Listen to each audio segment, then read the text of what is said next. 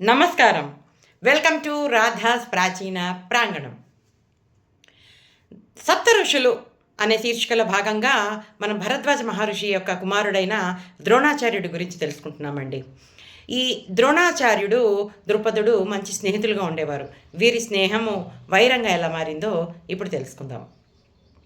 ద్రోణాచార్యుడు, ద్రుపదుడు ఇద్దరూ కూడా ఒకే గురుకులంలో విద్యను అభ్యసించారు. ద్రుపదుడు పాంచాల దేశ రాజకుమారుడు.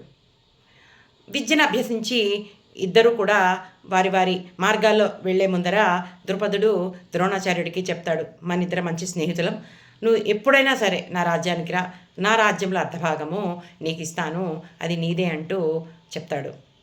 సరే అని ఇద్దరు ఎవరి జీవితాలకి వారు వెళ్ళిపోతారు. కొంతకాలం గడిచిన తర్వాత ద్రోణాచార్యుడు పెళ్ళి అయ్యి బాబు పుట్టిన తర్వాత కటిక దరిద్రాన్ని అనుభవిస్తాడు.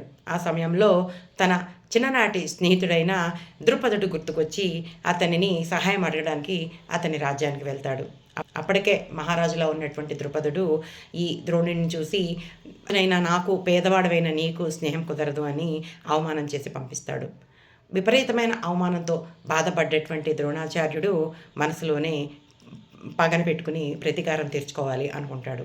తర్వాతి కాలంలో కౌరవులకి పాండవులకి గురువుగా వెళ్ళి తన ప్రియ శిష్యుడైనటువంటి అర్జునుడి దగ్గర గురు దక్షిణగా ద్రోణాచార్యుడిని బంధించి అర్జునుడు ద్రుపదుడి మీద యుద్ధానికి వెళ్ళి ద్రుపదుడిని బంధించి ద్రోణాచార్యుడి ముందు నుంచోబెడతాడు.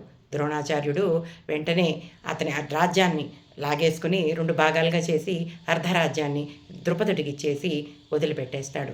ఈ తీవ్రమైన అవమానం తట్టుకోలేని ద్రుపదుడు కఠోరమైన తపస్సు చేసి ద్రోణుడిని సంహరించే బలశాలి అయినటువంటి దృష్టద్యుమ్నుడు అనేటువంటి ఒక కుమారుణ్ణి కంటాడు. ఉత్తరోత్తర కాలంలో ఇతడే ద్రోణాచార్యుడిని సంహరిస్తాడు. ఆ విషయాలన్నీ వచ్చే సంచికలో తెలుసుకుందాం. నమస్కారం.